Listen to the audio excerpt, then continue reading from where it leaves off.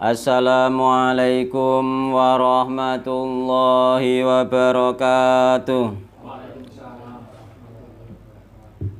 Bismillahirrahmanirrahim. Innal hamdalillah wassalatu wassalamu ala Rasulillah wa ala alihi wa ashabihi wa mawalah. Wala haula wala quwwata illa billah. Wa man ittaba'a huda ila yaumil qiyamah, amma ba'du.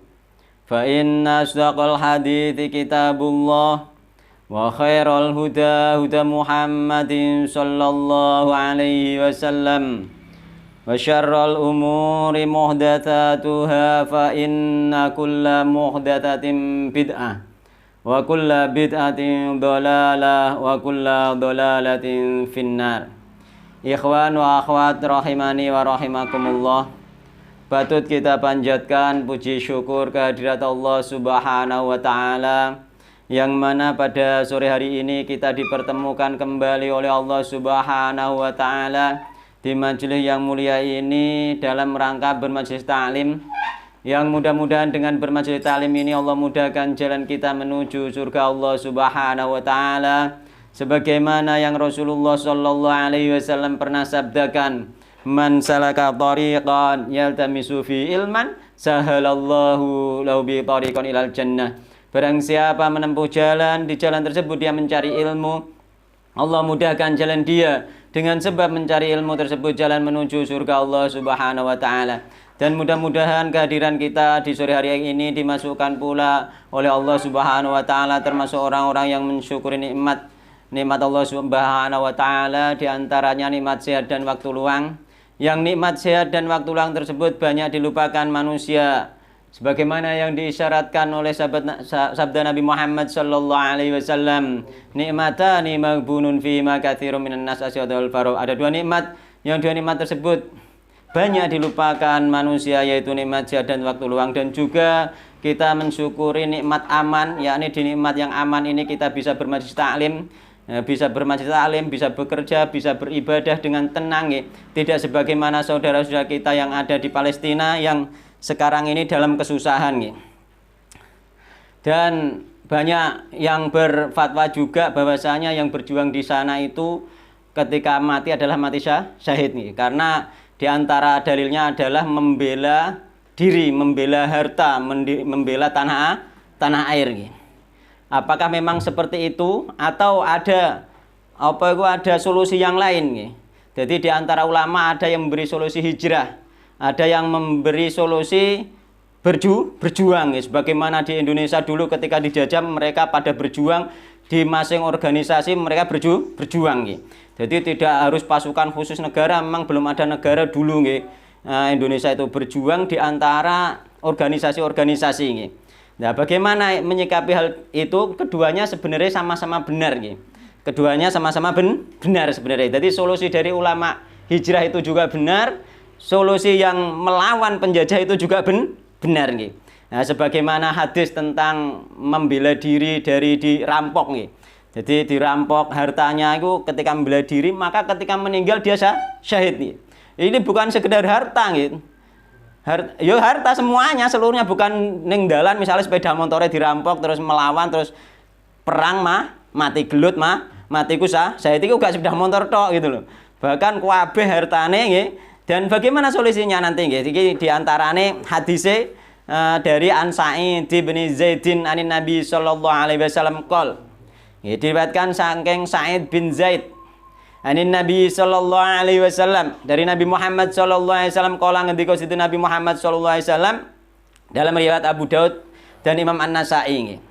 Man utawi sapane wong kutila iku lamun den pateni sapa man duna malihi, krana membela hartane man, fahuwa mongko utahe man iku syahidun syahid. Jadi nek ana wong dipateni krana mbela hartane, maka dia syahid. Jadi memang kita itu disyariatkan, dibolehkan membela harta. Tapi ketika kita di perjalanan dirampok, melarikan diri, menyelamatkan diri, boleh enggak? Boleh. Membela ini hanya dibolehkan, bukan wajib. Ibu tinggal Jadi sampean mikir, wah iki kira-kira gak ngatasi, kan ngoten. Kira-kira nek aku gelut mempertahankan diri kalah, meneh wong gak tahu belajar bela diri. Lebih baik ditinggalkan dalam rangka apa? Menolak mafsadat yang lebih besar. Yakni apa, sudah motor hilang dibanding nyawa hilang, terus anak-anak terlantar, maka maslahatnya lebih besar sepeda ditinggal lari, yang penting gak dipateni, nanti masih bisa mencari lagi dan merawat anak-anak di rumah. Jadi semuanya tetap bisa dihitung gitu loh. Bisa diijtihadi, dicegat wong loro nggo pedang kabeh sampean gak tahu biasa bela diri. Yo secara kemungkinan besar kalah, lebih baik mundur. Beda nih wong sing biasa belajar bela diri. Bagaimana menghadapi wong nggo pedang limoy misalnya wis roh teknike misalnya, maka dia bisa melawan kok ternyata mati, maka dia syahid. Tapi nek kira-kira gak mampu, lebih baik memilih yang maslahatnya lebih besar itu nek cara kula ngeten nggih. Dadi kok pepeh roh hadis iki pokoke sementing berani, bukan seperti itu. Nanti maslahatnya itu madorotnya itu besar. Sampai misalnya tinggal anak-anak 4 5 sik cilik-cilik kabeh. Kan ngoten misalnya. Dan itu perlu dipikir secara hitung-hitungan nalar nggih, dalil akli ini nggih. Kira-kira mampu atau tidak nggih.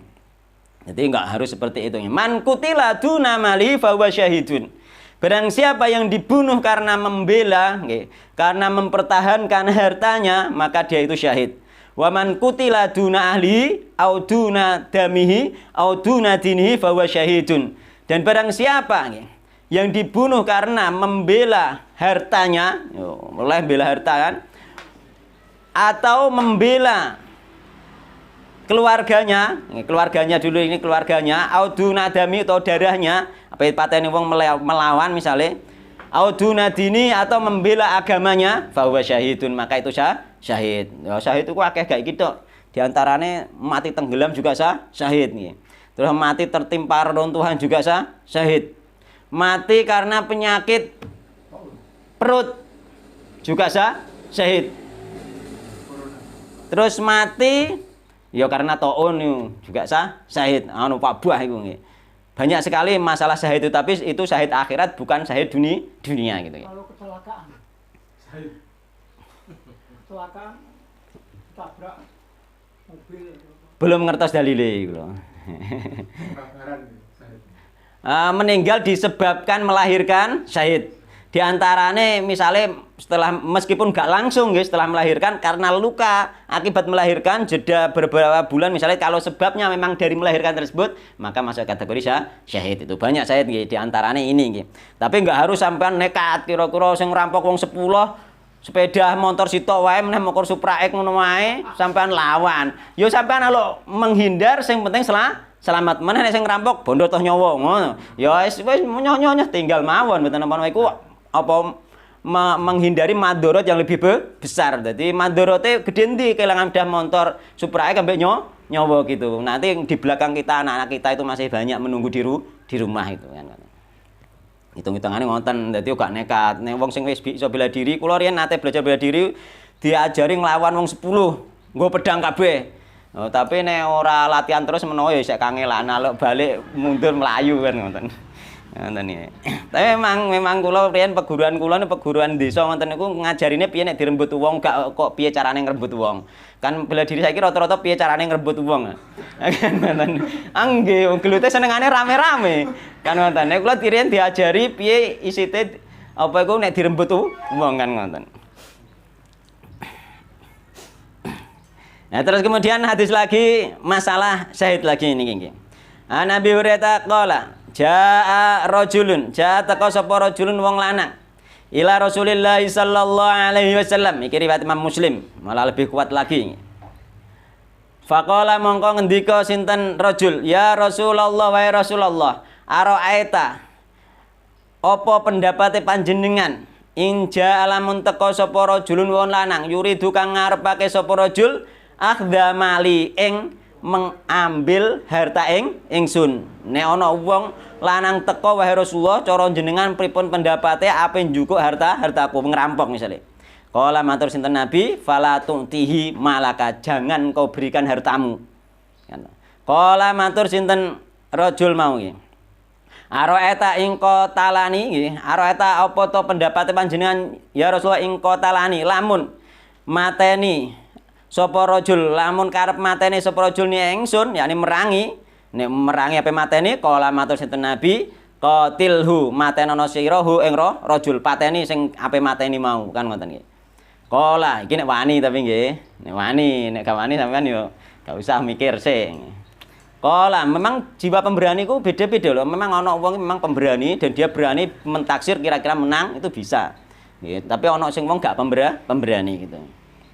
Iku jiwa bawaan biasane nggih. Keturunan wong sing biasane kendel biasane yo anak-anake kendel kan ngoten memang. Kala matur sinten rajul araeta ing qatalani.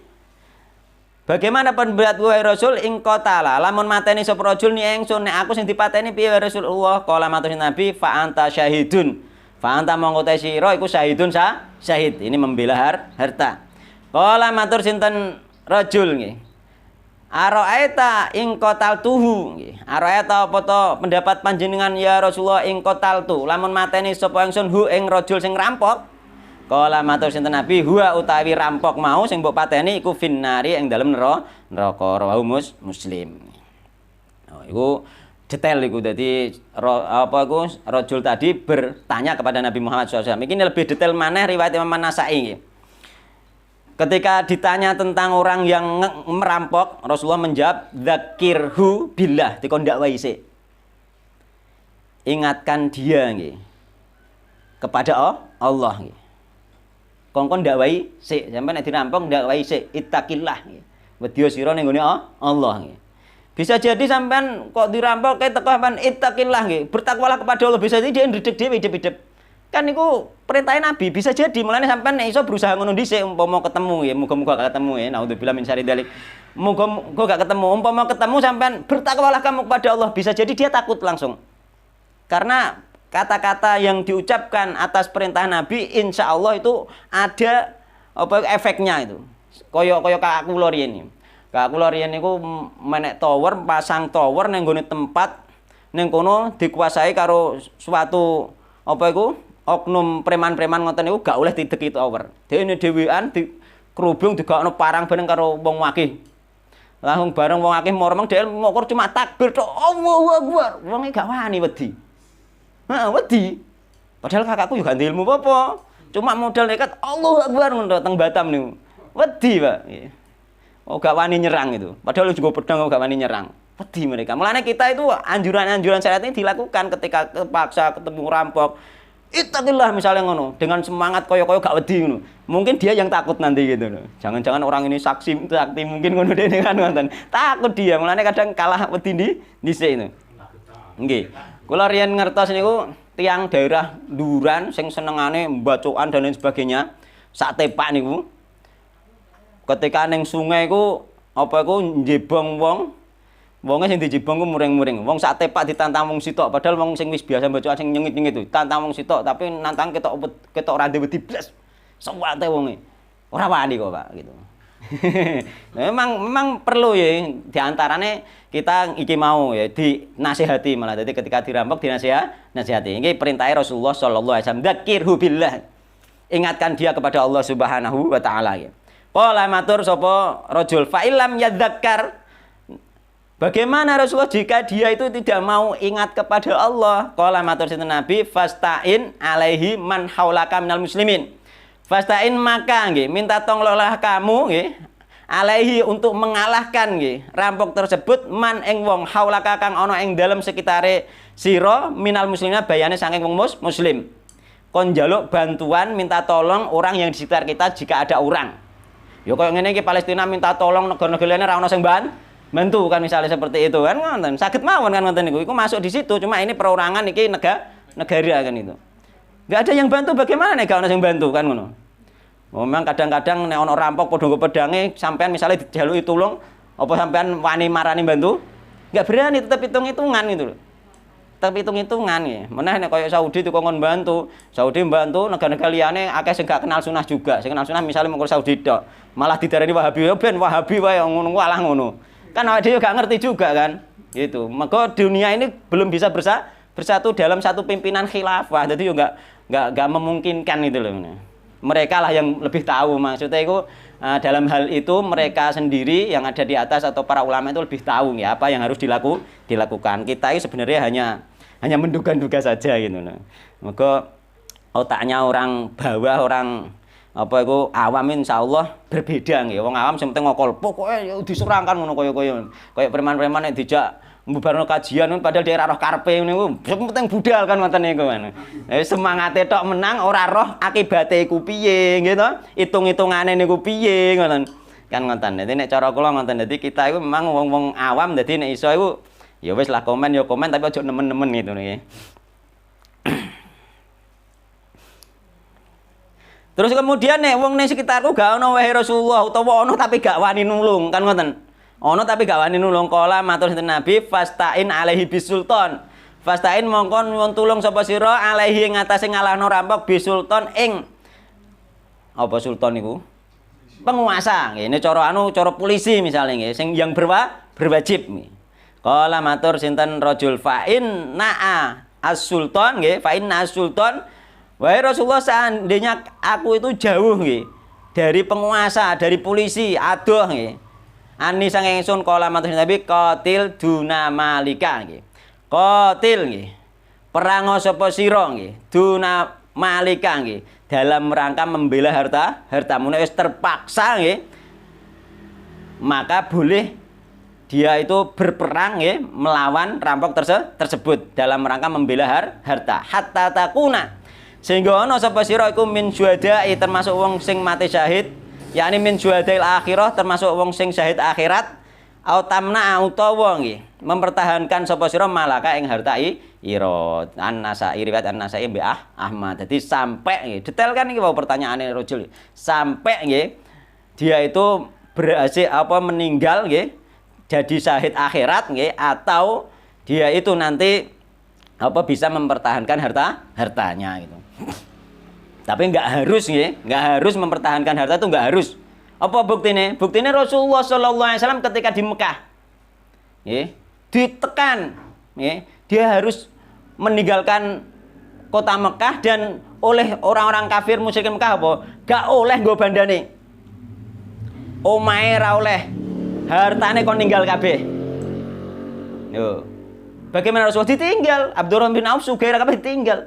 Makanya ketika nenggone apa ketika sudah di Madinah, anggere ana saudagar dari Mekah lewat dicegat. Karena dia itu bukan merampok, mengambil haknya yang diambil di Makkah gitu. Jadi boleh misalnya sampean misalnya orang Palestina misalnya ninggalno tempat yang wis dikuasai Yahudi dalam rangka apa? Hitung-hitung iku mau madharat yang lebih besar bisa pakai dalil itu gitu. Jadi mereka yang gak kuat tidak bisa mengerjakan apa syariat di situ misalkan, maka dia ngaleh gitu. Dalam rangka apa? Menyelamatkan diri. Rasulullah juga dan para sahabat ben gak disiksa neh sampai apa Ammar bin Yasir wong tuane sampai meninggal kan, 2 orang tuanya meninggal gitu. Sehingga pada saat itu tidak diajarkan jihad. Bahkan ketika dilihat tidak mampu, maka lebih baik hijrah. Makanya Nabi ngajak hijrah. Bahkan yang tidak hijrah dan ternyata tidak bisa mengamalkan agama diancam neraka pada saat itu. Gitu. Yang tidak hijrah dan tidak bisa mengamalkan agama syaratnya gitu. Tapi nek Palestina seandainya masih bisa mengamalkan syarat agama maka tidak diancam neraka gitu. Tapi seandainya dia ingin apa itu ibadah dengan tenang hijrah pun boleh sebagaimana fatwa Syekh Albani. Ya, fatwa Syekh Albani itu tapi gak langsung digebyah-uyah disalahgunakno wong. Artinya apa? Wong Wahabi ulamae ngongkon ninggalno Masjidil Aqsa. Iku jenenge wis melintir-melintir fatwa gitu. Fatwane Syekh Albani bukan seperti itu. Syekh Albani itu ditanya, "Wahai Syekh, bagaimana nggih pendapat panjenengan nggih di kota ini, yakni di kota Palestina, salah satu kota Palestina ini, di sini sudah dikuasai orang Yahudi, kita menegakkan syariat Islam tidak boleh, dilarang." Jadi memang dilarang di kota tersebut. Terusan akhirnya Syekh bertanya, apakah ada kota lain di Palestina yang aman untuk dipakai ibadah? Ada wahai Syekh, wajib dia keluar dari kota tersebut itu. Jadi hanya tertentu saja ini, bukan meninggalkan itu bukan. Jadi daun fatwa ini dipelintir itu loh. Dipelintir itu. Jadi fatwa-fatwa ulama rata-rata ini detail, apa itu detail, tapi untuk satu kasus, tapi dipelintir jadi global, jadi umum sehingga fatwa tadi menjadi salah gitu. Nah, seperti itu. Jadi seandainya orang Palestina timbang karo kuangelan mau ibadah, nglingsir ngaleh ndak ada masalah sebenarnya. Tidak ada masalah. Makanya mereka yang melawan juga benar dengan dalil mempertahankan harta dan tanahnya ya. Mereka yang ngaleh ya, pindah juga betul berdasarkan hijrahnya Nabi Muhammad sallallahu alaihi wasallam. Sing jadi masalah di antara kedua kubu sing komentar itu saling menyalahkan itu sing salah ya. Di antara dalilnya ya, dalil hijrah yakni surat An-Nisa ya, surat keempat ayat 97 halaman 94, monggo dibuka mungkin jelas ya. Nek bener-bener tidak bisa mengamalkan agama maka hijrah. Kayak misalnya sampean bertempat tinggal di situ wong abangan tok, sampean nglaksanakno tauhid gak iso blas, bahkan sampean cenderung katut karo keluargane apa nglakoni syariat misalnya malah ketok ora penak kabeh, cenderung takut, bahkan akhirnya malah ikut-ikutan misalnya akhirnya melok manganan dan lain sebagainya, maka itu dianjurkan lebih baik hijrah itu. Karena tidak bisa mengamalkan syariatnya, syariat Allah Subhanahu wa taala. Sampean di suatu tempat sing kira-kira malah dadi katut, maka lebih baik hijrah. Tapi nek sampean gak dadi katut, bisa menegakkan dan justru malah bisa berdakwah, lah ini yang dibolehkan itu. Jadi ono hitung-hitungane. Jadi surat An-Nisa ayat ke-97 halaman 94.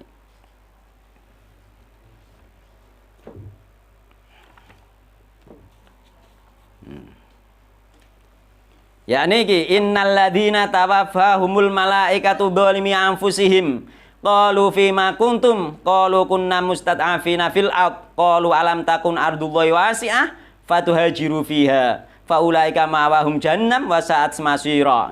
Ayat ini turun ketika orang-orang yang sudah menerima Islam, ketika ada syariat hijrah ke Madinah, dia tidak mau ikut hijrah karena mempertahankan hartanya di Makkah.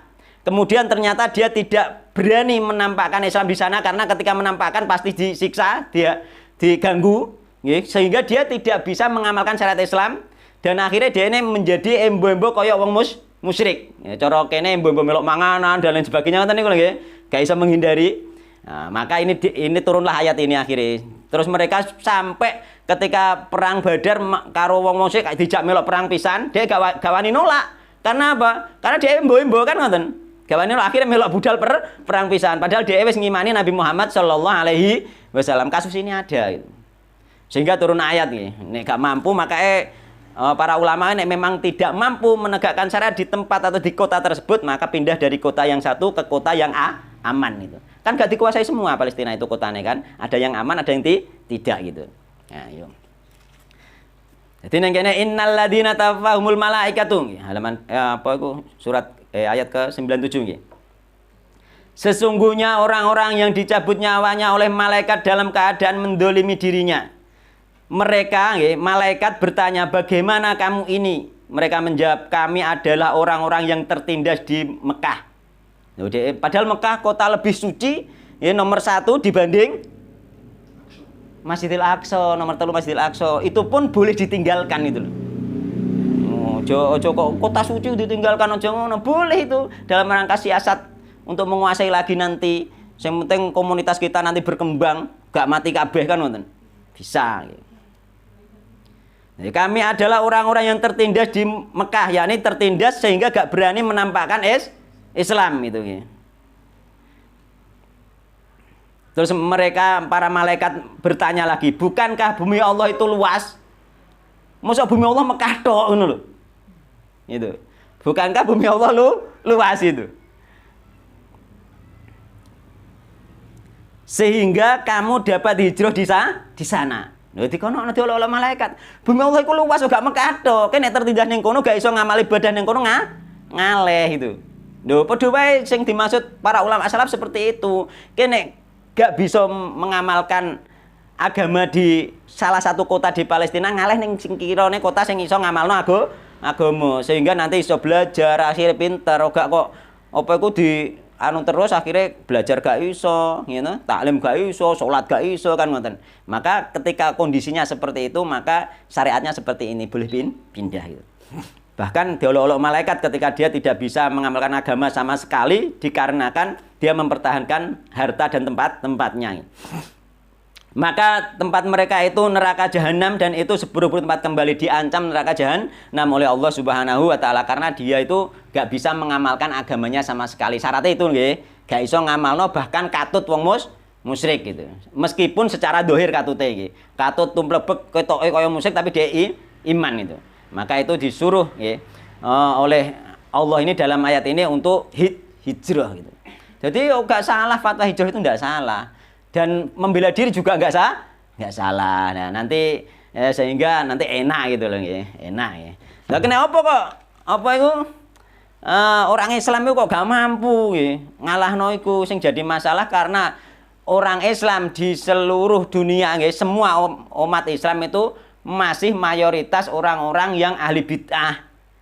Dan bahkan ahli kesyirikan meskipun syirik kecil. Yang ahli tauhid itu hanya berapa persen. Padahal syarat untuk menguasai dunia bagi orang yang sudah Islam, wong Islam secara umum itu mayoritas harus bertauhid. Gitu.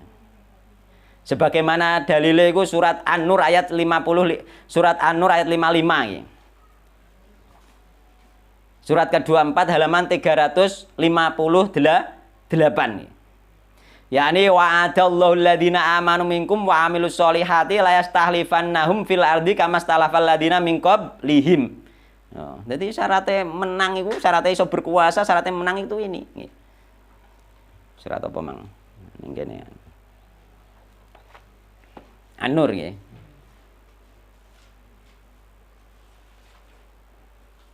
Ayat 55. Iki judulnya yang ini janji kekuasaan dari Allah kepada orang yang beriman dan beramal soleh. Yakni apa? Kaum muslimin secara umum ini benar-benar beriman, yakni orang-orang yang bertauhid dan beramal soleh secara umum. Saiki sedunia sing kenal tauhid wong sak pira? Insyaallah sing paling akeh mokor ning nggone Saudi tok. Liyane iku di seluruh dunia mungkin kaya ning Indonesia niki mokor sak kelompok gitu. Umpama dikrus seluruh dunia itu hanya sedikit. Kok pengen berkuasa itu lho? Gak bisa. Ya. Maka Ahlus Sunnah wal Jamaah kenapa gembor-gembor dakwah tauhid terus ben tauhid itu menjadi mayoritas gak harus semuanya, mayoritas itu sudah. Ya. Mayoritas itu sudah. Ya. Nah ini kene judulnya janji kekuasaan dari Allah kepada orang. Caranya piye? Yo terserah Allah, yang penting nek wis beriman bertakwa bertauhid secara umum pasti diberi kekuasaan oleh Allah Subhanahu wa taala. Awake gak usah mikir carane piye, apa carane ngetekno partai sik ngono. Gak usah mikir ngono lho. Gak usah mikir, pokoknya yang penting bertauhid jak bertauhid ngono. Gak usah mikir. Carane piye terserah Allah Subhanahu wa taala gitu. Jadi Allah telah berjanji kepada orang yang beriman di antara kamu dan yang mengerjakan kebajikan bahwa dia sungguh akan menjadikan mereka berkuasa di bumi sebagaimana dia telah menjadikan orang-orang sebelum mereka berkuasa.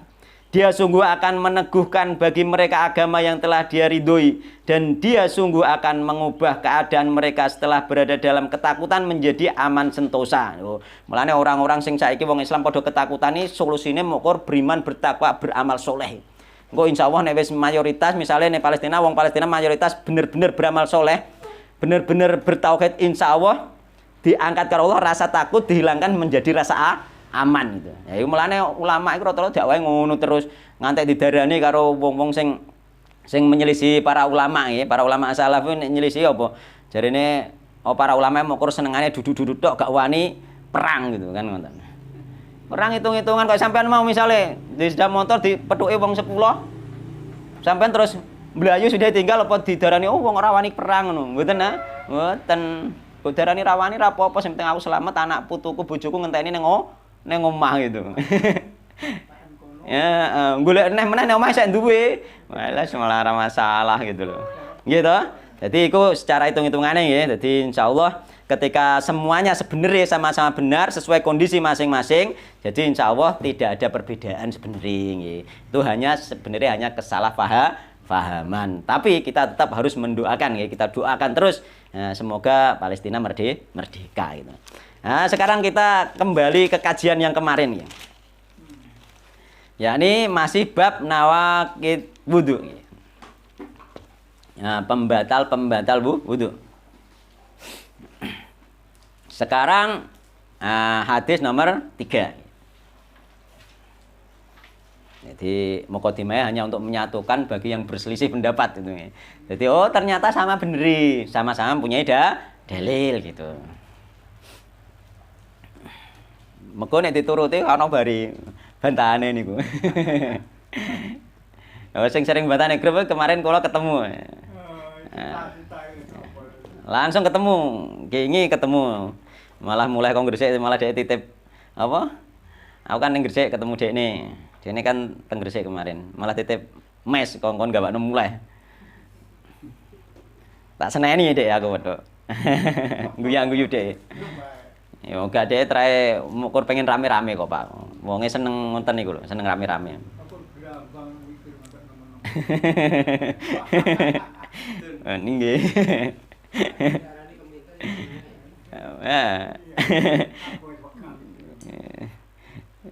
Dekne anu. Oh wis kenal ngaji sunah kok cek mempeng mikir ngono bareng aku ngono. Guyu, bojone bareng guyu diguyu. Ya wis jelas dalile kok ngono. Wan. Ya trae mokor pengen rame-rame dia itu. Pengen rame saja. Senengane rame-rame. Nggih biasa ngoten. Wan.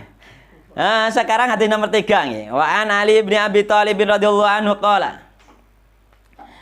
Kuntu rajulan madzaan. An Ali bin Abi Thalib, yakni menantu Rasulullah sallallahu alaihi wasallam. Qala ngendika sinten Ali bin Abi Thalib. Kuntu ana sapa ingsun iku rajulan wong lanang madzaan kang akeh ngetokno madine. Jadi wong ngetokno madhi ku wong nek berpikir ngeres ya.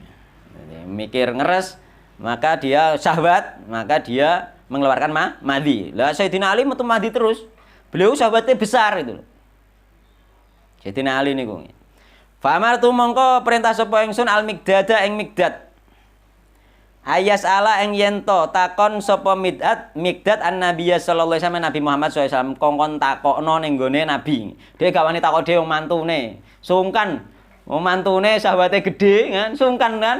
Gitu. Sungkan ja kok. Jadi dia memerintahkan orang lain ya. Mulane ning gone riwayat liyane iku limakani Fatimah. Dia sungkan karena kedudukan Fatimah. Jadi kan Fatimah putrine Rasulullah sallallahu alaihi wasallam. Sehingga sungkan dia kondo wae Rasul aku mandiku metu terus ya sungkan to. Sahabat terus ya kan. Gitu lah. Jadi nek ana wong sahabate gedhe niku kadang memandang tok iso ngetokno mandi nggih. Mulane termasuk Ibnu Abbas ngeten itu kemarin ya keterangan kula niku. Ibnu Abbas bahkan berpendapat memandang wanita dengan sahabat batal wudu nek ngono. Perkara apa? Nek dengan sahabat kan keluar mandi, iku nek wong normal, wong isih enom lah, nek istiwa menawa enggak menawa. Nggih, makanya sampai ada fatwa nggih, sahabat seperti itu nggih, gak trimo nyentuh, memandang dengan sahabat batal wudu. Perkara apa? Ditambah dengan sahabat, nek dengan sahabat kan keluar mandi gitu. Wong nek sahabate gedhe koyo Sayyidina Ali iki ngawasi tok wae sahabat keluar mandi beliau niki. Makanya sampai lapor ning gone Rasulullah sallallahu alaihi wasallam perintah ning gone Miqdad niki. Fasalahu mongko takon nggih sinten Miqdad hu ing Nabi Muhammad sallallahu alaihi wasallam. Faqala mongko matur sinten Nabi fihi iku ing dalem nggih iku tetep ing dalem ngetokno madi yakni metu madi al wudu utawi wudu. Wong nek metu madi maka wajib wudu nggih muttafaqun alaih. Jadi wong angger ngetokno madi wajib wudu. Berarti metu madi membatalkan wudu. Yakni apa iku sesuatu yang keluar dari dua jalan nggih. Madiku dari jalan depan itu maka dia batal wudu.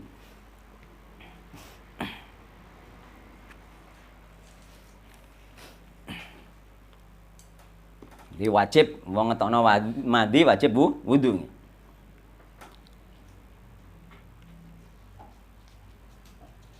Ning gone riwayat liyane iku Sayyidina Ali fastahya itu an asala Rasulullah SAW. Aku malu nggih bertanya kepada Rasulullah sallallahu alaihi wasallam muga mantune iku mau nggih. Lima kani Fatimah krana keduyane Fatimah nggih. Terus Nabi menjawab isil dzakaraka wa tawaddu. Basuhlah dzakarmu. Tapi ora wudu tok, berarti dibasuh dzakare. Basuhlah dzakarmu wa tawaddu dan berwudulah. Jadi ketika sampean keluar mandi maka dzakare harus dibasuh. Terus kemudian wudu. Terus ning gone riwayat liyane wasil al-unthayain, basuhlah dua pelir. Karena mengeluarkan madi itu secara otomatis kebanyakannya itu kena juga. Gitu. Jadi dibasuh bener-bener dicuci nggih. Iki lho pringsilan niku nggih. Nek cara bahasa Indonesia napa niku? Testis. Nah, itu dibasuh juga nggih. Karena kena ilere niku mau madi gitu. Wong nek sahabat seperti itu nggih. Jadi kena madi maka harus dibasuh juga nggih. Jadi gak basuh dakare tok, mergo nyebar tok anune testise nggih. Dalam riwayat lain yasil dakarahu wa unthayahi wa yatawaddo nggih. Basuhlah nggih. Yasilu dakarahu wa unthayahi wa yatawaddo nggih. Orang yang keluar madi maka dia membasuh dakarnya dan juga kedua testisnya, kemudian wudu. Ini berarti dikongkon basuh. Terus berarti hukumnya para ulama nggih, jumhur ulama mengatakan nggih bahwasanya hukumnya najis karena diperintahkan untuk membasuh oleh Nabi Muhammad SAW. Namun nggih, sebagian ulama mengatakan najis mutawasitoh. Oh gak najis, bukan najis mukhafafah. Nggih. Najis yang ringan. Kenapa najis yang ringan? Karena ada hadis yang lain nggih.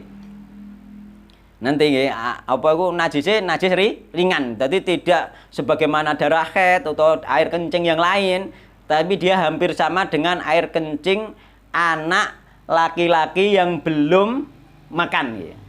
Yang masih menyusu itu. Maka hampir seperti itu nggih untuk mandi. Mulane gak perlu susah-susah nek kena mandi nggih. Carane lebih mudah nggih. Kalau mani enggak najis. Nek mani gak najis, tapi batal wudu. Gak terima batal wudu, junub Pak gitu.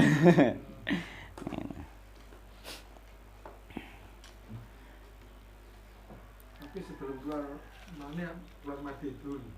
Wallahu taala alam nggih. Dan itu diantara salah satu pendapat yang terkecil di antara para ulama, bahkan mereka memang ada yang mengatakan, tapi kula dereng menelusuri dan kula dereng mantep karena jumhur ulama mengatakan masih mengatakan najis itu. Niku masalah Masalah mandi nggih. Memang ada sebagian kecil ulama nggih mengatakan mandi itu tidak najis karena dia itu bukan dari kotoran gitu. Yakni hanya dari air liur, semacam air liur itu. Ada memang pendapat seperti itu. Membedakan mandi sama mani terus piye? Wallahu taala alam. Iya karena sebelum keluar mani memang ada mandi gitu loh. Wallahu taala alam guys, yang jelas kita anggap yang tadi saja nggih lebih amannya yakni najis ringan gitu. Ringan. Jadi kuntu rajulan madzaan nggih. Nang hadis yang lain nggih. Sayyidina Ali bahkan pernah itu mandi setiap kali gak terima wudu, beliau setiap kali keluar mandi, beliau mandi. Dianggap junub. Junub. Akhirnya beliau itu mengatakan sampai hatta tasaqaqadori, aku ngantek kaboten. Ya ini kaboten melaksanakan mandi dikarenakan mandi junub karena dikira mandi itu termasuk junub. Angger keluar mandi, beliau angger ibadah mandi dulu gitu. Ya, akhirnya sampai pegelen deh, sampai kesel. Terus kemudian fadzakar tu dzalika Nabi sallallahu alaihi wasallam. Audukira atau ditanyakan kepada Nabi Muhammad SAW tentang beliau ini. Kemudian Nabi bersabda la taf'al nggih. Jangan kau kerjakan, ojo kok angger mandi metu terus mandi keselen. Mandi ku dekne mandine sering keluar terus, ya maka capek dia nggih. Idza ra'aita ing dalem nalika ningali sira al-madya ing mandi nek ningali nggih krasa metu mandi fasil dakaroka. Maka basuhlah dakarmu wa tawaddu lan berwudulah wudu aka nggih lisolah nggih. Wa tawaddu lan wudu sapa sira wudu aka ing wudu ira lisolati kanggo salat. Wudu sebagaimana wudu arep salat. Diperintahkan hanya itu saja, tidak mandi. Jadi keluar mandi tidak mewajibkan mandi. Terus kemudian masih ada riwayat lagi ya, yang termasuk cara mencuci mandi ketika kena baju. Nah, ini makanya para ulama mengatakan najisnya hanya mukhafafah. Ketika ditanyakan, Nabi menjawab, innama yujzi'uka min dalikal wudu. Hanyalah mencukupi nggih ka ing sira min dalika saking mengkono-mengkono metu mandi apa al wudu. hanya wajib berwudu. Fakultu matur sapa ingsun ya Rasulullah. Yani ingsun Sahal bin Hunayf iki. Kaifa hale kaya apa bima kelawan sesuatu yusibu kang ngenani apa mathabi ing pakaian ingsun minhu saking mandi. Wahai Rasulullah nek pakaianku kena mandi piye? Gitu. Kena mandi nggih. Sampean salat nang masjid. Nah, ndak ternyata nek dalan roh wedok ayu, dadak sampean syahwat gitu. Kelingan berhubungan terus syahwat akhirnya teles. Wis nang masjid piye solusine? Kala matur sinten Nabi yakfika nggih nyukupi ka ing sira anta khuda nggih. Ing yen to ngalap sapa sira kafan ing saepek-epek min main saking banyu. Mek saepek-epek banyu fatandoha mongko nggih mercekono sapa sira bihi kelawan saepek banyu mau taubaka ing pakaianmu sing kena mandi. Khaitu ing dalam sekirane taro weruh sira annahu sak temene banyu sing saepek mau iku aso bangenani apa banyu sing saepek mau minhu saking mandi sing ning gone baju utawa ning celana utawa ning sarung cukup saepek terus biono ning sarung sing kena banyu oh gak usah dikucek gak usah dikerek gak usah dibilasi. Sudah suci. Ikulah mandi dadi ringan. Umpama kena sarunge sampean, cukup pekno saepek dikek banyu sing penting roh sing kena mandi mang wis teles. Itu sudah cukup.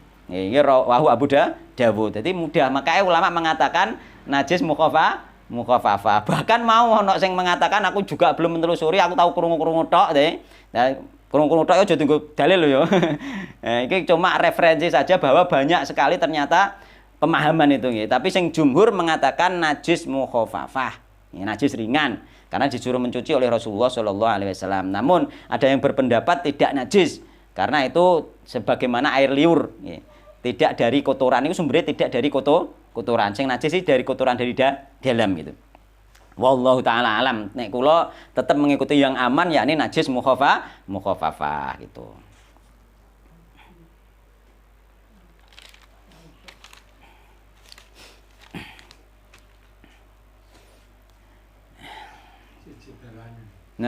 Siji dalane antara mandi dengan air kencing kan. Nggih, lain. Madi juga lain. Madi itu semacam air liur ya. Air liur. Dia termasuk nek dokter mengatakan nek mboten klentu niku permulaan dari mani itu nggih. Wallahu taala alam nggih. Iku karena fatwa ulama secara umum belum ada tentang sucinya madi, jadi kula mboten wonten nggih. Yang jelas yang ada itu najis itu. Kita orang awam lebih baik taklid saja dalam hal pendalilan ini ngoten nggih. Daripada nanti kita was-was gitu nggih. Kemudian hadis yang nomor 4 nggih. Wa Aisyah radhiyallahu anha anna Nabiyya sallallahu alaihi wasallam satamane Nabi Muhammad sallallahu alaihi wasallam iku qabbala nggih. Mencium sinten Nabi Muhammad sallallahu alaihi wasallam badoni sai ing sebagian istri Nabi Muhammad sallallahu alaihi wasallam. Tsumma kharaja mongko nuli metu sinten Nabi ila sholati maring salat. Walam yatawaddu lan mboten wudu sinten Nabi Muhammad sallallahu alaihi wasallam. Jadi Nabi Muhammad mencium salah satu istrinya kemudian tanpa berwudu lagi kemudian salat. Ahrajo Ahmad wa du'afahu Bukhari. Ini dikeluarkan Imam Ahmad dan didoifkan oleh Imam Bukhari. Imam Bukhari mendoifkan hadis ini. Tapi disahihkan pula oleh sebagian ulama. Jadi ada ulama yang mendoifkan hadis ini. Yang mendoifkan hadis ini diantaranya Imam Bukhari, Imam Abu Daud, Imam Tirmidzi, Imam An-Nasai, Imam Daruqutni, Imam Baihaqi, Ibnu Hazm dan juga Ibnu Hajar mendoifkan hadis ini. Makanya apa itu mazhab Syafi'i mengatakan batal karena dianggap hadis ini dhaif gitu. Sedangkan yang menguatkan mensahihkan hadis ini adalah Abdul Haq Az-Zailai, Ahmad Syakir dan Syekh Albani gitu, yang mensahihkan hadis ini. Jadi ini dalam perselisihan para ulama. Tapi ada hadis lain sebagai penguat yakni ketika Rasulullah SAW sholat gitu. Di depannya ada Ibunda Aisyah sedang tidur gitu. Nah, itu yang sahih itu. Jadi ada hadis lain, cuma hadis ini didhaifkan beberapa ulama. Kalau menyentuh kulit istri betul batal betul. Kenapa? Betulnya betul batal. Sentuhan. Niki dalile. Niki dalile nggih. Jadi Rasulullah sholat bahkan apa itu di depannya Rasulullah ada Ibunda Aisyah nggih. Sehingga Rasulullah nyingkrehno dulu ketika Arab sujud itu. Itu hadis nopo ya? Yang meriwayatkan Yang mana? yang menyentuh kakinya Aisyah waktu sholat Aisyah tidur itu. Wallahu ta'ala kula supe nggih. Nasai. Ya. Sinten riwayate? Nasai. Imam Nasai. Duka mboten ngertos kula supe kula. Dadi catatan kula teng mriki mboten enten masalah iki. Tapi yang kita pakai agama yang pundi? Nanti nggih. Ini masih kita ambil faedahnya. Ini juga kita pakai karena juga disahihkan oleh ulama ya. Nanti digabungkan ya. Faedahnya diantaranya secara teks nggih, hadis ini membuktikan bahwa mencium dan menyentuh wanita tidak membatalkan wudhu. Nggih. Jadi mencium dan menyentuh wanita tidak membatalkan wudhu. Nggih.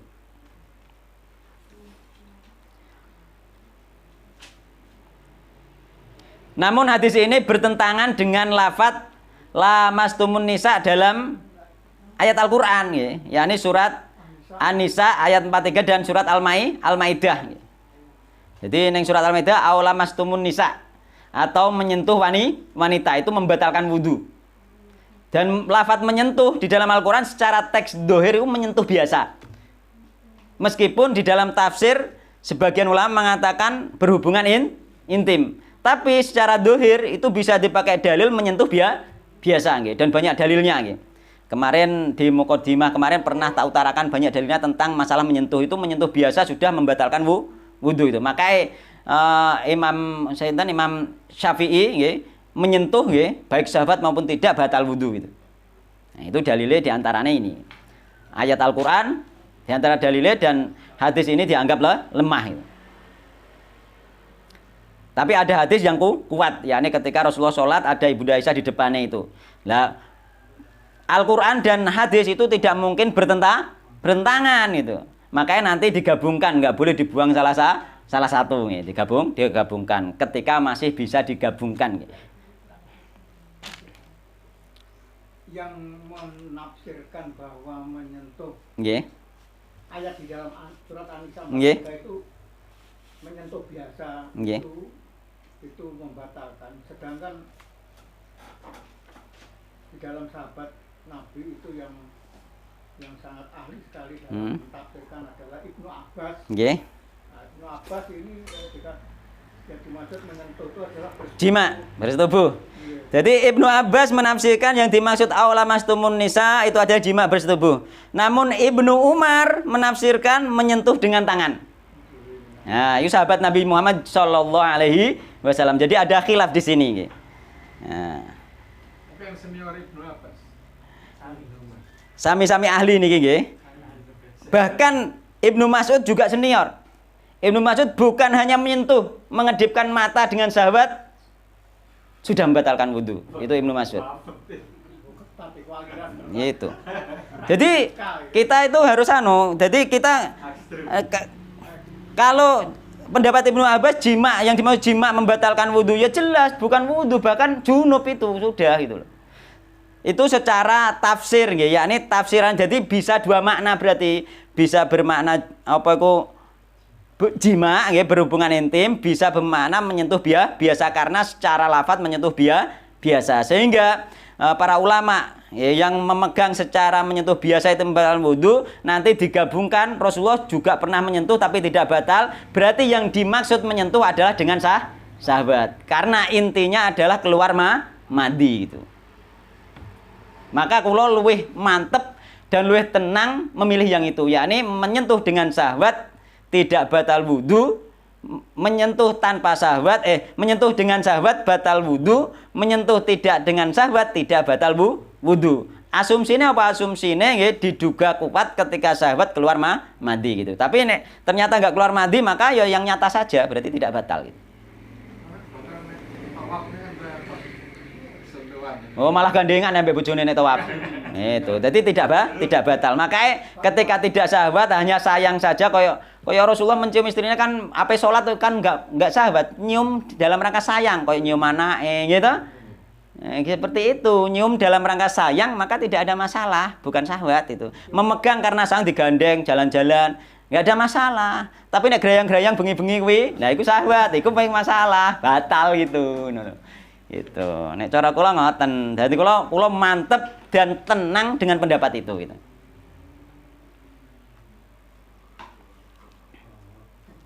Nggih. Kenapa? Kaji sekalian batal terus. Heeh. Makanya yang terbaik adalah bahwa menempatkan hadis di atas, yakni Rasulullah mencium itu untuk mencium yang tidak diiringi dengan sahabat. Berarti Rasulullah mencium biasa, mencium dalam rangka sayang pamitan. Kayak salaman, misalnya dicium tangane, utawa dicium apane iku seperti itu, maka dalam rangka sayang ini maka tidak membatalkan wudu sebagaimana yang diperhatikan Rasulullah Shallallahu Alaihi Wasallam. Adapun ayat ini masuknya menyentuh dengan sahabat.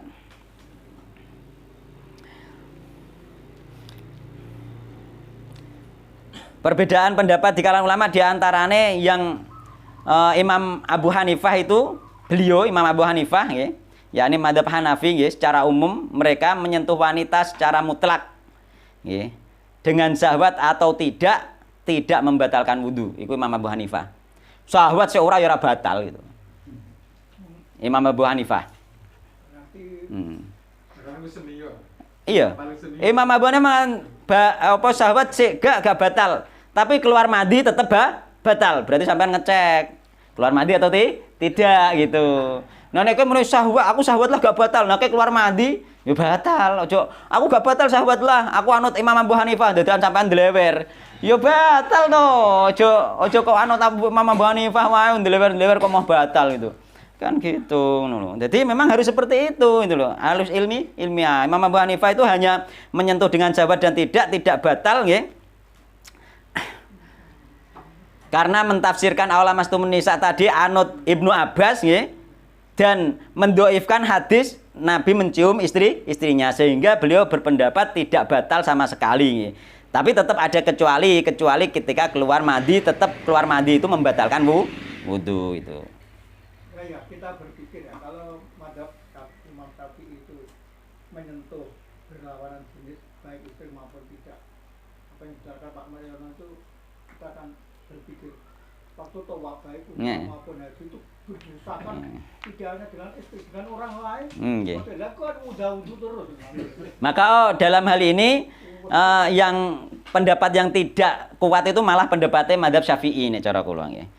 Sedangkan pendapat Imam Malik itu nek syahwat membatalkan wudu.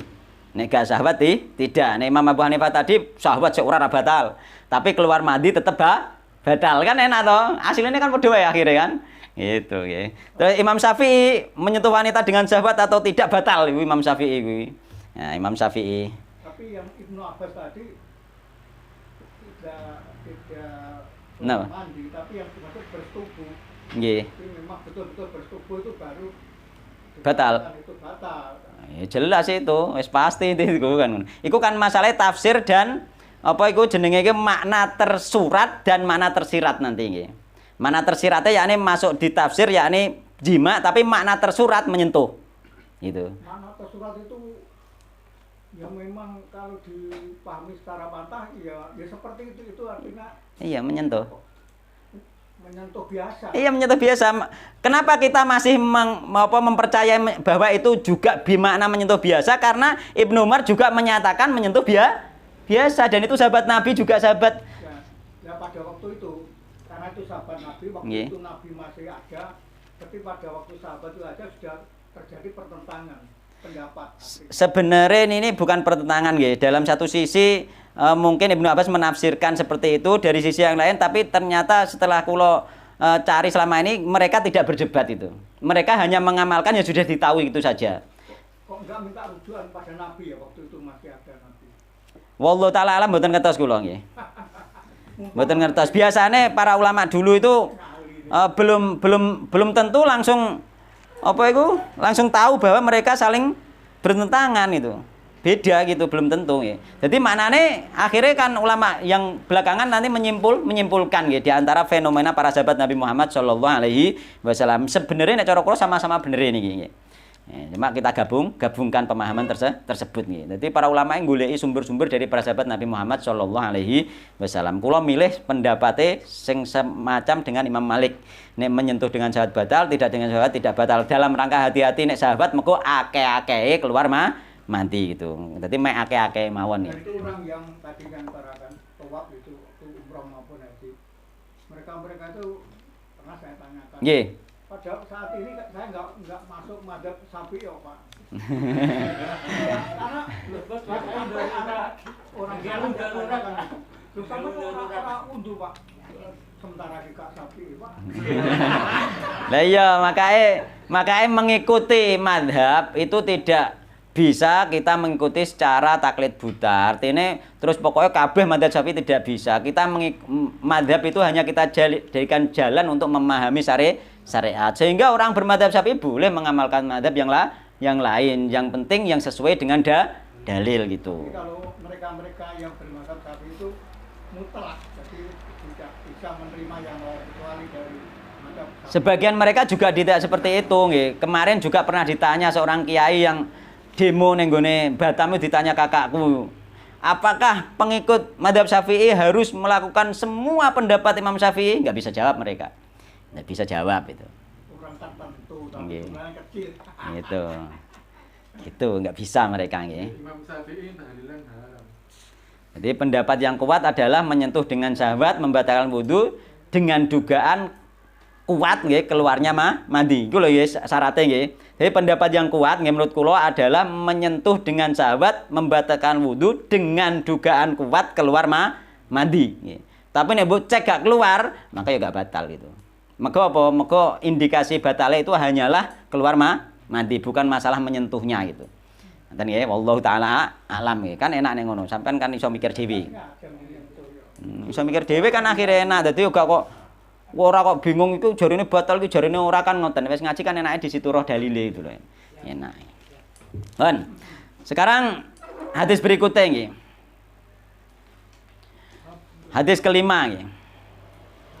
Wa Nabi Hurairah radhiyallahu anhu qala Rasulullah sallallahu alaihi wasallam. Idza wajada ing dalem nalikane nemu sapa hadukum salah sijine sira kabeh fi batni ing dalem metenge rajul saya ning suwiji-wiji. Nah iki biyen disalahpahami karo orang-orang apa iku orang-orang masyarakat awam di sekitar kula iku biyen nek ngarani wong Muhammadiyah angger wetenge kerucuk-kerucuk batal wudu. Oh nangune. Wonten ngoten mboten Pak? Mboten to nggih? Mboten. Nggih, tapi ngono Pak sing masyhur iku. Muhammadiyah iku nek wetenge kerucuk-kerucuk batal wudu ngono nggih. Biyen wong awam-awam ning daerah kula niku pahame ngoten nggih. Muga dalile jare idza wajata adukum fi batnihi syai'an fa askala alaihi. Ya sembah wallahu taala alam nggih. Kita bagas. Iku karena apa fanatisme. Nek fanatisme kelompok ngono iku biyen kula mbek Muhammadiyah gething ora kaprah. Saniki mboten, Mas, saiki mboten. Iya teng ora kaprah aku muring-muring. Salat ora gelem kunut ngono. Ah nggih niku asli niku. Padahal kula mboten kenal wonge, ora kenal ajarane, tapi wis gething dhisik gitu. Mulane nek ana wong gething mbek wong salafi ku njarno encen dhek ora roh, wong kenal wae ora, ngajak omong-omong wae ora. Ya to, neliti pelajarane ya ora, moro-moro gething, moro-moro apa iku jarene apa nek ngarani terus diarani Wahabi laknatullah bareng ngono ku. Misale beno dhek memang gak roh. Coba mereka itu ngerti kan ngoten. Gitu. Mereka-mereka sing gak paham salafi ya ambek kerajaan Arab Saudi rak mangkel ra kaprah no. Mangkel tapi kok yo rawani ngarani sesat Saudi yo. Yo. Jadi wa Nabi Hurairah radhiyallahu anhu qala Rasulullah sallallahu alaihi wasallam. Idza wajada ing dalem nalikane nemu sapa adum salah siji kabeh fi batni ing dalem wetenge ahad. Saya ning suwiji-wiji faskala mongko ragu nggih. Sapa mongko ragu nggih ing syek faskala mongko apa iku? Faskal mongko ragu sapa ahad alaihi ing atase syai' sesuatu mau. Dia ragu apakah tadi keluar kentut atau tidak nggih. Jadi idza wajadakum fi batni syai'an fa askala alaihi. Akhraja nggih. Mongko aja metu nggih.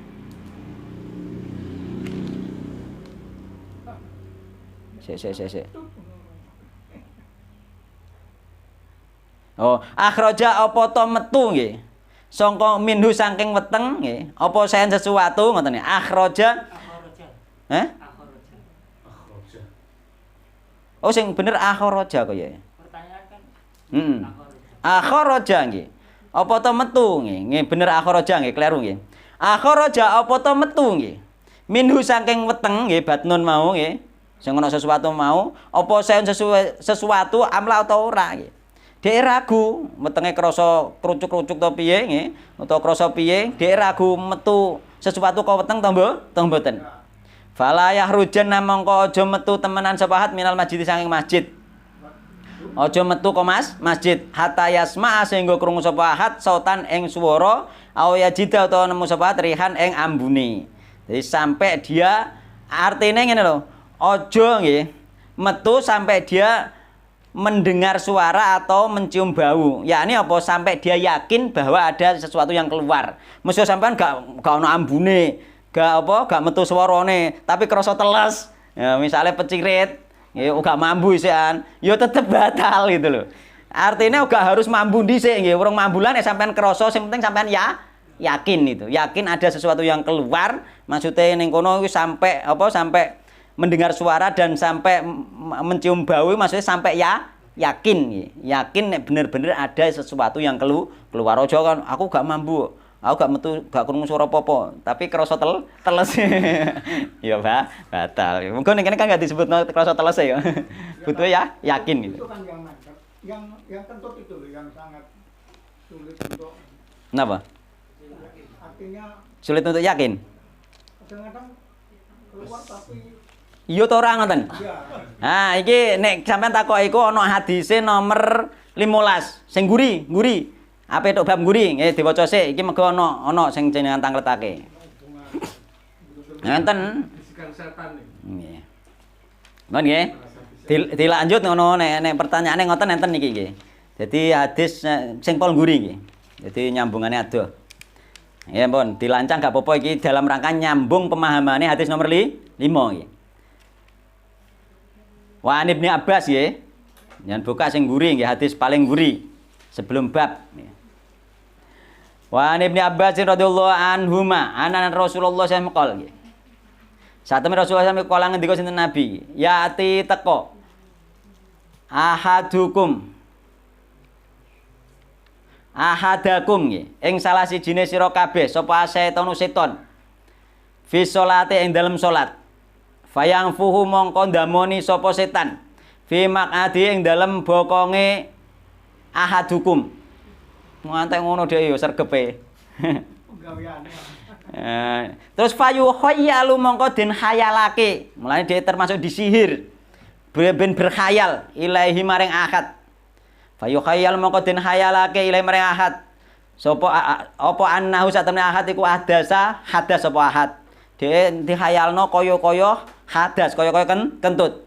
Walam yuhdis lan ora hadas apa ahad, padahal gak hadas. Jadi padahal gak ngentut tapi didamoni setan terus krasa kaya-kaya ngentut itu. Dikhayalno kaya-kaya ngentut. Fa idza wajada mongko ing dalem nemu nggih sapa ahadukum dalika ing mengkono-mengkono nggih tiupane setan iku mau fala yang sorih mongko aja bubar sapa ahad aja ninggalno hatta yasma sehingga krungu sapa ahad sautan ing swara aw yajida utawa nemu sapa ahad rihan ing ambune ndek pancet ngono nek gong yakin tenan nek pokok ngentut ora iki wis berarti tidak itu maka iki kok milih yang tidak karena saya daripada ragu-ragu. Nah, nanti ada kaidahnya nggih. Ana kaidahe sampeyan nek ragu enten kaidahe nggih. Arajul Bazar wa asluhu fi sahihain min hadits Abdullah bin Zaid nggih. Kalau kentut ini dengan dalil keluar suara dan mencium bau itu yo langka juga. Kentut itu tidak harus bersuara. Lah makanya nanti sampai nek krasa metune angin, Iya. yakin, ya berarti batal. Enggak bersuara ya enggak berbau untuk yakin. Ndak masalah. Tetep batal. Yang penting mboten wangi wae, penasaran kula nek wangi ngono. Ya penasaran tenan kula nek wangi. Berbau kudu bersuara lah. Dut. Cara melihat yang lain dari Abu Hurairah nggih. Idza jaa ahadakum, nggih, idza jaa nang teka sapa ahadakum ing salah sini sira kabeh sapa seton, faqala mongko ngucap sapa seton, innaka satamne sira iku qad adasta teman-teman hadas sapa sira. Falyakul mongko ngucap sapa ahad kadzabta nggih. Goroh sapa sira nggih. Kadzabta goroh sapa sira. Tapi ning riwayat lain falyakul fi nafsih. Ngucapo ning jero ati. Aja kok salat krasa ngentut kadzabta ngono ndak boleh. Gitu. Di dalam hati gitu. Saya cobain tadi saya.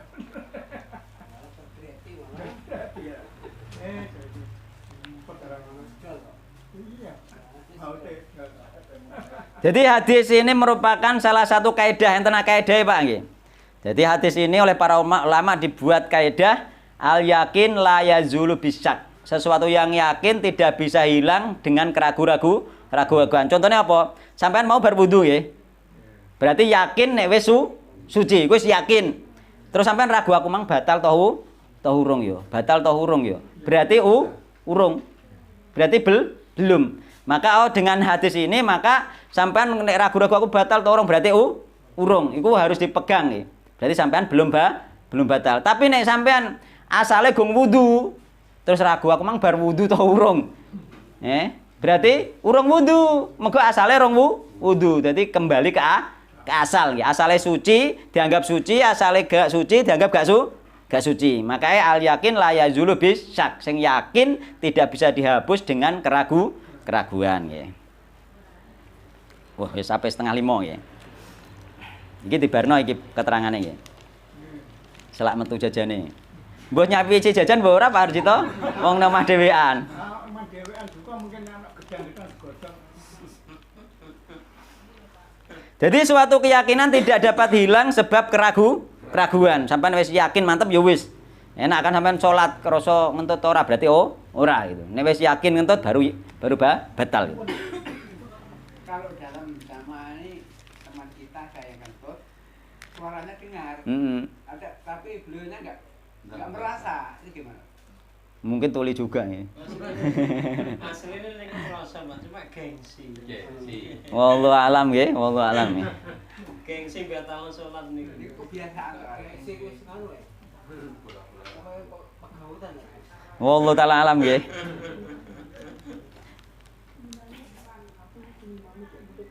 Jadi suatu hal yang diyakini keberadaannya tidak dapat hilang kecuali dengan dalil yang pasti. Harus jelas ono bukti pasti baru hilang. Cara wong mang ono bukti najis baru najis.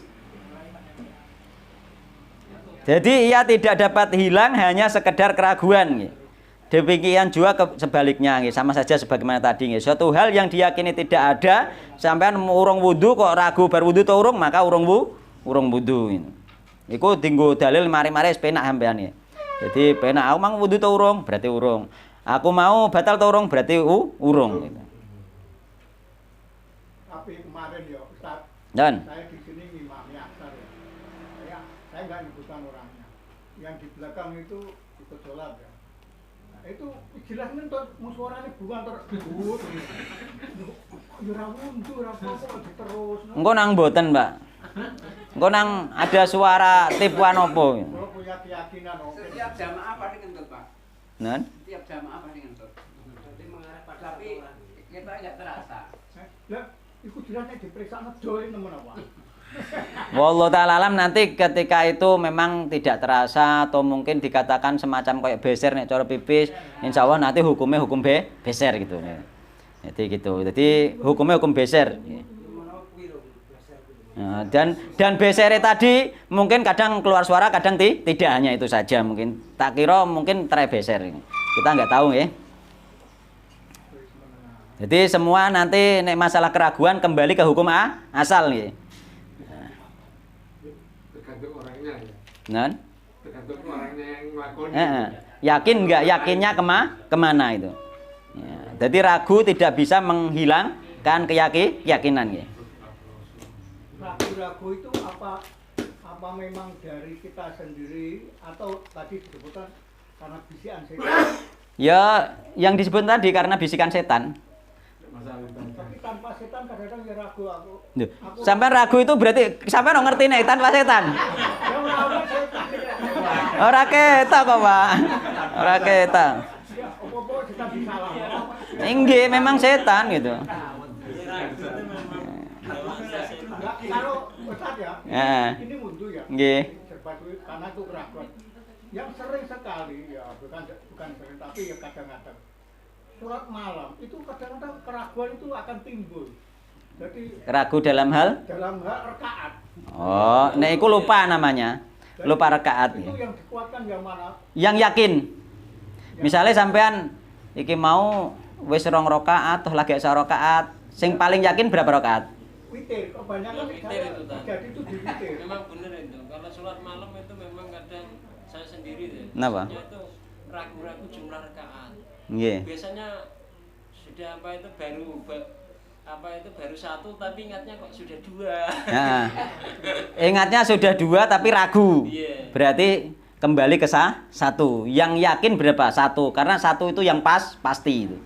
Nah, saya witir. Witir itu Dan lupa rakaat itu diantaranya adalah gangguan setan itu. witir itu 3. Kadang-kadang saya ini baru 2 kok koyo-koyo sudah tagihan akhir. Nah, akhirnya saya mengulang daripada saya ragu-ragu. Pirpun sampean merasa sudah 3, Merasa 3. tapi ragu-ragu. Iya. Maka dihitung 2 itu.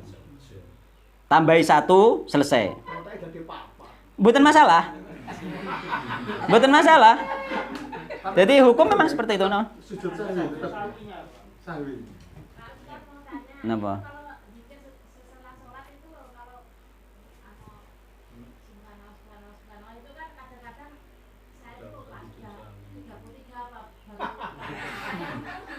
Napa subhanallah? Iya. Maksudnya Jumlah lupa jumlah saat pikir itu loh. Nggih.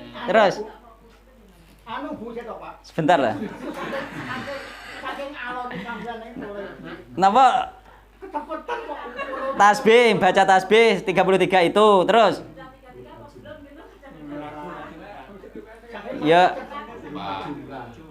ya kalau ragu itu dipastikan saja gitu. Dipastikan saja nek kira-kira iki wis 33 napa dereng ingate yang paling sampean yakin itu berapa? Misalnya hanya 20 lanjutkan sampai 33 lagi. Itu alon-alon. Ini tidak masalah dan itu kelebihan tidak masalah sebenarnya kurang juga tidak masalah sebenarnya. Mboten disengaja jumlahnya kok. Lupa itu. Bukan lupa ngantuk. Jadi ketika lupa kok ternyata diyakinkan ditambahi ternyata lebih dari 33 maka itu bukan dinamakan bid'ah. Gitu. Nek dinamakan bid'ah itu zikir setelah sholat itu harus 40 kali tasbih misalnya. Nah, itu baru dia membuat bid'ah gitu. Ketika lupa itu sesuai yang ingatnya saja, yang yakinnya saja ditambahi sehingga dia yakin sampai 33 itu saja selesai itu. Jadi bukan bid'ah. Kalau sing ragu tentang sholat terus kita meyakini niku perlu sahwi nopo? Untuk sholat sunnah tak? Untuk sholat sunnah wallahu taala alam nggih kula. Cuma nek sholat wajib itu ya mestinya sholat sunnah ya juga mestinya. Wallahu taala alam nanti sujud sahwi di sini ada sendiri kok. Cuma kula lupa nggih pembahasan untuk detailnya hal itu nggih. Nanti ketika jawab nek aku urung murojaah nanti keliru nggih. Yang jelas untuk sujud sahwi itu nanti ada yang sujud sahwi itu ada yang di dalam sholat dan ada yang di luar sholat itu. Nanti itu dibeda-bedakan oleh ulama kapan di luar sholat dan kapan di dalam sholat ya. Setelah salam itu. Di luar sholat itu ada juga, tapi ulama juga membolehkan baik nanti ada di luar sholat dan di dalam sholat dilakukan semuanya di dalam sholat tetap sah itu. Jadi sampean bingung tentang pembahasan sujud sahwi, pokoknya yang penting sujud sahwi di dalam sholat karena ada 2 model sujud sahwi itu nanti insya Allah ada pembahasannya tersendiri sehingga bisa detail dan perbedaan-perbedaannya sehingga tidak salah nanti nggih. Karena ada perbedaan-perbedaan pendapat di situ, ngoten nggih. Khusus nanti. Nggih. Ada sujud sahwi ada khusus. Mpun nggih, enten mau pemalih.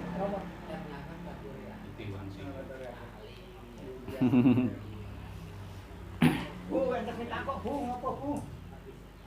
Iya Le. Tanglet napa? Lah nek untuk masalah kemarin itu nggih dzikir pagi dan dzikir sore waktunya itu memang ternyata memang perselisihan para ulama nggih. Ada yang mengatakan dzikir sore itu mulai setelah asar, ada yang mulai setelah maghrib, dan bahkan ada ulama mengatakan setelah lingsir matahari sudah mulai dzikir sore itu.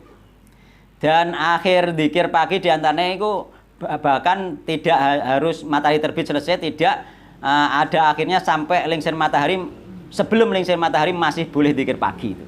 Jadi memang itu perselisihan para ulama ada di situ, sehingga sebenarnya bebas, cuma ya lebih baik ya, lebih baik itu pagi itu langsung diselesaikan, karena apa, doa-doanya di situ nanti dikabulkan. Artinya apa?